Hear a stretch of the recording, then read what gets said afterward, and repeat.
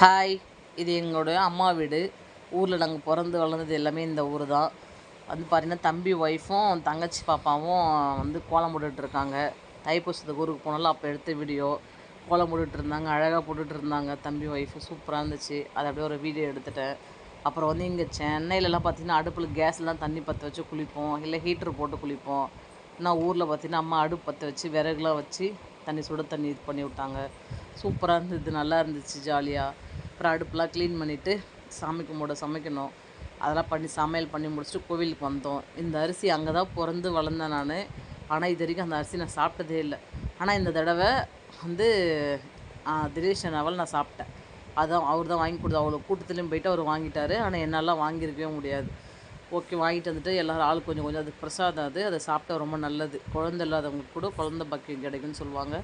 எந்த நோயும் வராது அப்படி சொல்லிவிட்டு அந்த அரிசி சாப்பிட்றது ஒரு ஐதீகம் இருக்குது. எல்லாம் சாப்பிட்டு முடிச்சுட்டு வந்தோம். அந்த சாய் குளிருது, ராகவாக்கு அதுக்கு மேலே குளிருதுன்றாங்க ரெண்டு பேருமே.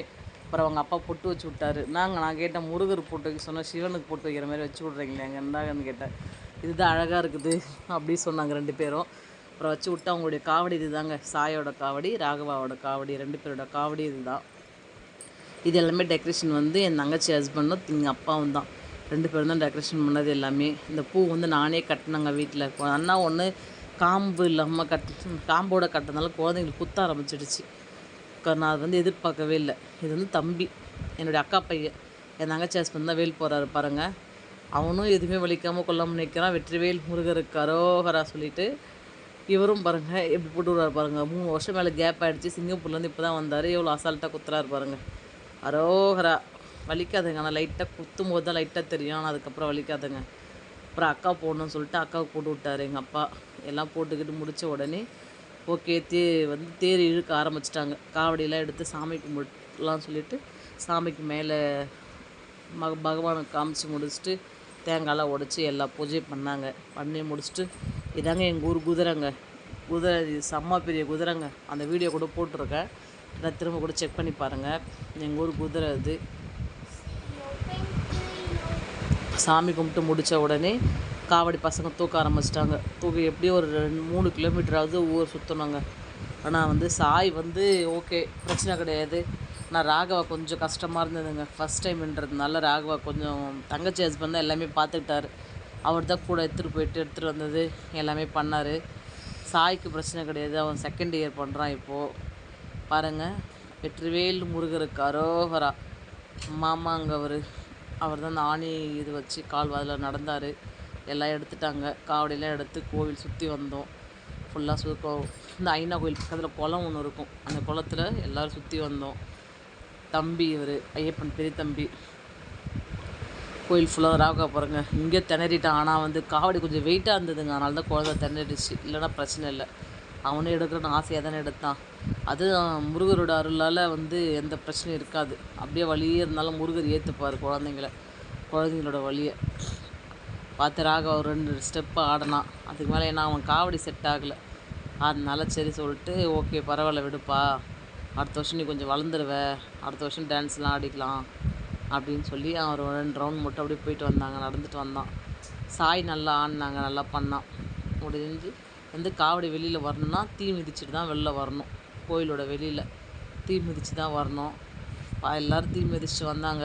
அதில் சாய் தீ மிதிச்சுட்டு வந்தானா ராகவம் மட்டும் கொஞ்சம் பயமாக இருந்தது. சின்ன குழந்தை இல்லைங்க, அதனால் வந்து ராகவம் மட்டும் லைட்டடி ஓரமாக இப்படி வந்துட்டான், அந்த சைடில் வந்துட்டான். மற்றவங்களாம் தீ மிதிச்சுட்டு வந்தாங்க. அப்புறம் தேர் இழுத்துட்டு வந்தாங்க பின்னாடி எல்லாமே. தேர் இழுத்து ஊர்வலம் வந்துச்சுங்க. வந்தாங்க கொஞ்சம் நடுவில் நின்று காவடி எல்லாமே ஆடினாங்க. சாய்க்கு வந்து காவடி லைட்டாக ஸ்லிப்பாக ஆடுதுமா, குச்சி எதுவும் சரியில்லை அப்படின்னு சொன்னான். சரி ஓகே அப்புறமா பண்ணித்தரேன்ப்பா அப்படின்னு சொல்லிட்டு அப்புறமா எங்கள் பெரியவங்களே ஆடிட்டு இருந்தாங்க. பசங்க குழந்தைங்க எங்கே ஆட விட்டாங்க, யாருமே விடலை. அதுக்கப்புறமா கொஞ்ச நேரம் கழிச்சு தான் பசங்க அங்கே நடுவில் ஆடினாங்க. நடுவில் ஆடினாங்க பசங்க. பக்காவாக பண்ணாங்க. வெற்றிவேல் முருகருக்கு அரோகரான்னு சொல்லி ஊர்வலம் ஃபுல்லாக சுற்றி வந்து அதுக்கப்புறமா நாங்கள் சென்னையிலேருந்து ஜூஸ் வாங்கிட்டு போயிருந்தோங்க.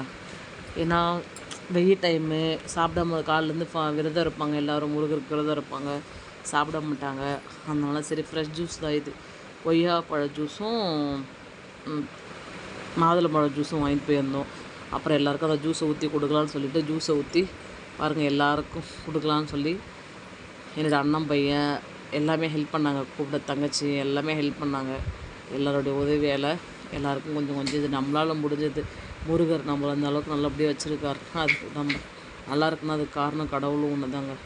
அது ஜூஸ்லாம் ஃபுல்லாக கொடுத்து முடிச்சுட்டு கோயிலுக்கு வந்து தேங்காய்லாம் உடச்சிட்டு வெளில வந்தால் காவடி வந்துடுச்சுங்க. ஊர்வலம் சுற்றி வந்துடுச்சு. ஓகே, போய்மா அங்கே நின்று ஒரு வீடியோ எடுத்துகிட்டு காவடி எல்லாம் உள்ளே வந்தது. சாய் ராகவா எல்லா காவடியும் வந்ததுங்க. உள்ளே போயிட்டு சாமி கும்பிட்டு அவங்க பொறுமையாக வெளியில் வருவாங்க. நம்ம சரி வெளில போயிடலாம் அப்படின்னு சொல்லிட்டு நாங்கள் வெளில வந்துட்டாங்க. வெளில வந்தால் பிரசாதம் கொடுத்துட்டு இருந்தாங்க. சக்கரை பொங்கலும் மூக்கல்லையும் கொடுத்துட்டு இருந்தாங்க. சரி ஆளுக்கு ஒரு பார்சல், என் ஹஸ்பண்ட் ஒரு பார்சல் வாங்கினார், நான் ஒன்று வாங்கினேன். வாங்கிட்டு வெளியில் அப்புறம் அங்கே தேர் இழுத்துட்டு வந்தவங்க கொஞ்சம் கொஞ்சம் ஜூஸ் ஊற்றி கொடுத்தோம். அவங்க ஆள் கொஞ்சம் கொஞ்சம் குடித்தாங்க.